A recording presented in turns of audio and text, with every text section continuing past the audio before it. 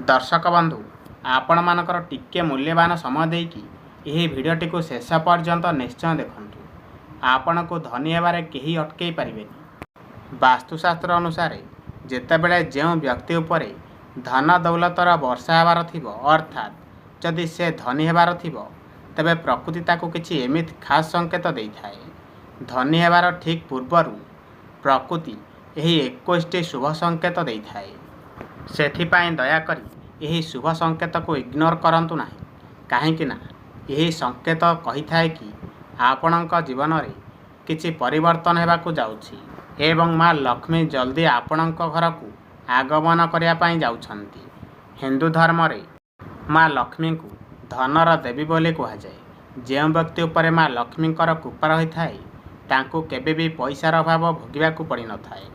माँ लक्ष्मी को प्रसन्न करिया पाई लोक माने विभिन्न उपाय अवलंबन करिथांती। एमिति मान्यता अछि जे जेउ घरे माँ लक्ष्मींकर कृपा रही थाए सेठारे किछि शुभ संकेत मध्य देखा देई थाए। किंतु ता पूर्वर जदि आपण माने भी चाहुछंती माँ लक्ष्मींकर आशीर्वाद आपणक उपरे सदा सर्वदा रहू तेबे एही भिडियोटी को गोटे लाइक करी चैनल को सब्सक्राइब कर दियंतु एवं कमेंट बॉक्स रे जय माँ लक्ष्मी निश्चय लिखंतु। नंबर 1 हाथ कुंडेई हेबा।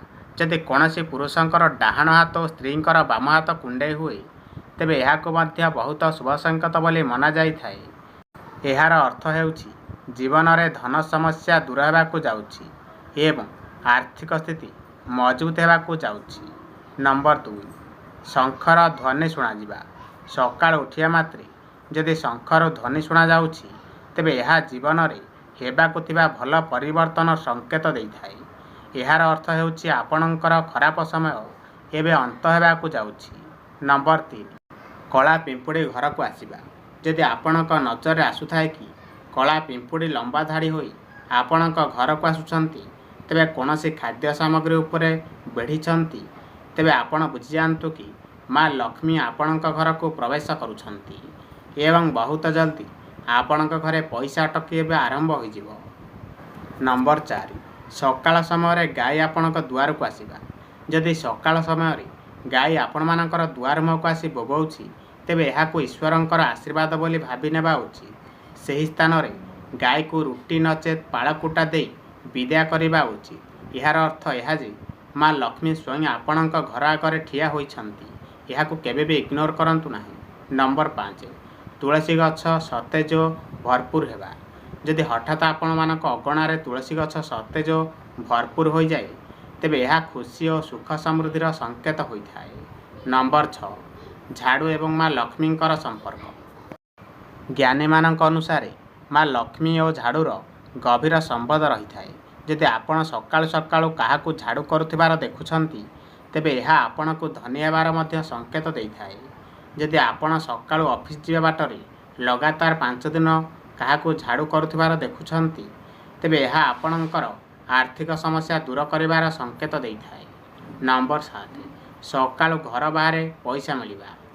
जदि आपण को सकाळु सकाळु केउ आड़े जीवा समय घर बाहर पैसा पड़िथिबार देखुछंती तेबे यह मध्य धनर आगमनर शुभ संकेत होइथाए।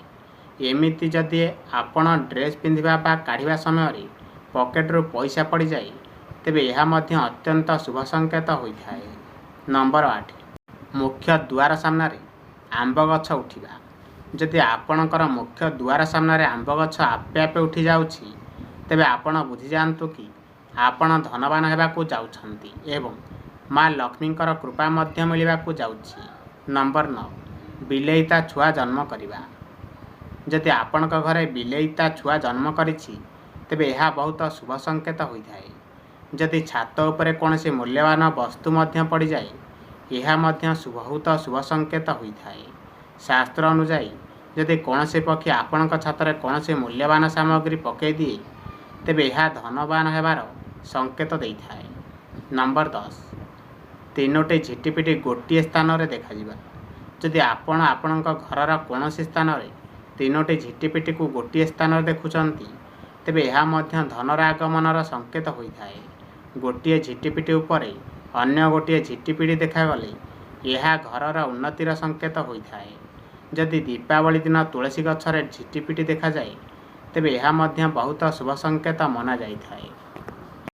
ନମ୍ବର 11 ସକାଳୁ ସକାଳୁ ଆଖୁ ଦେଖିବା। ସକାଳୁ ଉଠିବା ମାତ୍ରେ ଆପଣ ଯଦି ଆଖୁ ଦେଖୁଛନ୍ତି ତେବେ ଏହା ମଧ୍ୟ ବହୁତ ଶୁଭ ସଂକେତ ହୋଇଥାଏ। ଏହାର ଅର୍ଥ ଏହା ସ୍ପଷ୍ଟ ଯେ ଆପଣଙ୍କର ଦିନ ବଦଳିବା ପାଇଁ ଯାଉଛି। ଆପଣଙ୍କର ଖୁସିର ଦିନ ଆସିବାକୁ ଯାଉଛି। ନମ୍ବର 12 ଘର ବାହାରେ ପେଚା ଦେଖିବା। ମା ଲକ୍ଷ୍ମୀଙ୍କର ବାହନ ପେଚାକୁ ଦେଖିବା ଅତ୍ୟନ୍ତ ଶୁଭ ବୋଲି ମନାଯାଇଥାଏ। ଯେଉଁଠି ପେଚା ଦେଖାଯାଏ ସେଠାରେ ମା ଲକ୍ଷ୍ମୀଙ୍କର ନିହାତି ଭାବରେ ଆଗମନ ହୋଇଥାଏ। ନମ୍ବର 13 ସ୍ୱପ୍ନରେ ଲାଲ ଏବଂ ହଳଦିଆ ଫୁଲ ଦେଖିବା। ଯଦି ସ୍ୱପ୍ନରେ ଆପଣମାନେ ଲାଲ କିମ୍ବା ହଳଦିଆ ଫୁଲ ଦେଖୁଛନ୍ତି ତାହେଲେ ଏହା ମଧ୍ୟ ଧନର ଆଗମନର ସଂକେତ ହୋଇଥାଏ।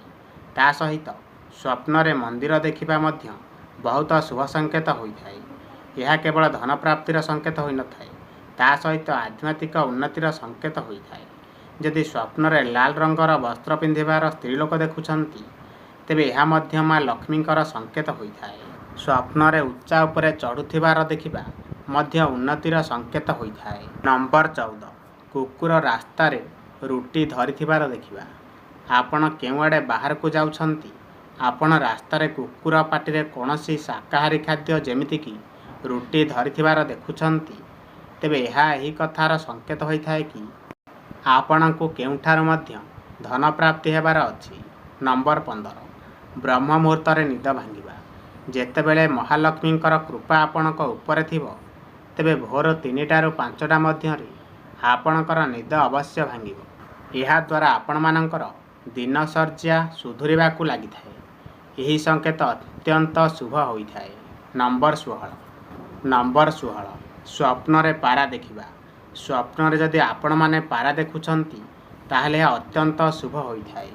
ଏହାର ଅର୍ଥ ଏହା ଯେ ଆପଣଙ୍କର ବହୁତ ଶୀଘ୍ର ଆର୍ଥିକ ସମସ୍ୟା ଦୂର ହେବାକୁ ଯାଉଛି। ତା ସହିତ ମା ଲକ୍ଷ୍ମୀଙ୍କର କୃପା ମଧ୍ୟ ଆପଣଙ୍କ ଉପରେ ଧନବାନ ହେବାକୁ ଯାଉଛନ୍ତି। ନମ୍ବର 16 ସ୍ୱପ୍ନରେ ଶୁଭ ପ୍ରତୀକ ଦେଖିବା।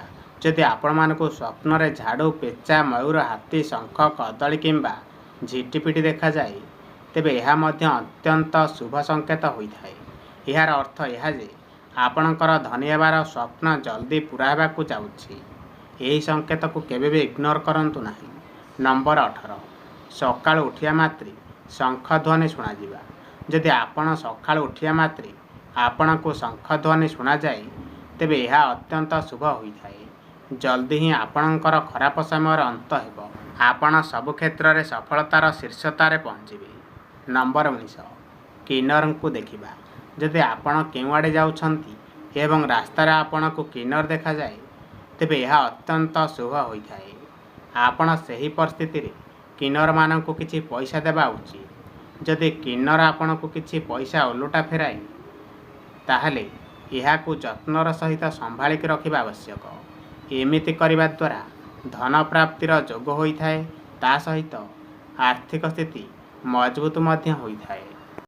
ନମ୍ବର 20 ଘରର ଛାତ ଉପରେ କୋଇଲିର ସ୍ୱର ଶୁଭିବା। କୋଇଲିର ସ୍ୱର ଶୁଭିବା ମଧ୍ୟ ବହୁତ ବଡ଼ ଶୁଭ ସଂକେତ। ଏହାର ଅର୍ଥ ଏହା କି ଆପଣଙ୍କର ଧନ ବୃଦ୍ଧି ହେବା ସଙ୍ଗେ ସଙ୍ଗେ ଘରର ସମୃଦ୍ଧି ମଧ୍ୟ ହୋଇଥାଏ। ନମ୍ବର 21 ସକାଳୁ ଉଠିବା ମାତ୍ରେ ପୂଜା ନଡ଼ିଆର ଦର୍ଶନ କରିବା। ଯଦି ସକାଳୁ ଉଠିବା ମାତ୍ରେ ପୂଜାରେ ଚଢ଼ା ହୋଇଯାଇଥିବା ନଡ଼ିଆ ଦେଖୁଛନ୍ତି ତେବେ ମା ଲକ୍ଷ୍ମୀଙ୍କର କୃପା ଆପଣଙ୍କ ଉପରେ ହେବାକୁ ଯାଉଛି। ଏହି ସଂକେତକୁ କେବେ ବି ଇଗ୍ନୋର କରନ୍ତୁ ନାହିଁ। ଯଦି ଏ ଭିଡ଼ିଓ ମାଧ୍ୟମରେ କିଛି ଶିଖିବାକୁ ମିଳିଛି ତାହେଲେ କମେଣ୍ଟ ବକ୍ସରେ ଜୟ ମା ଲକ୍ଷ୍ମୀ ନିଶ୍ଚୟ ଲେଖନ୍ତୁ।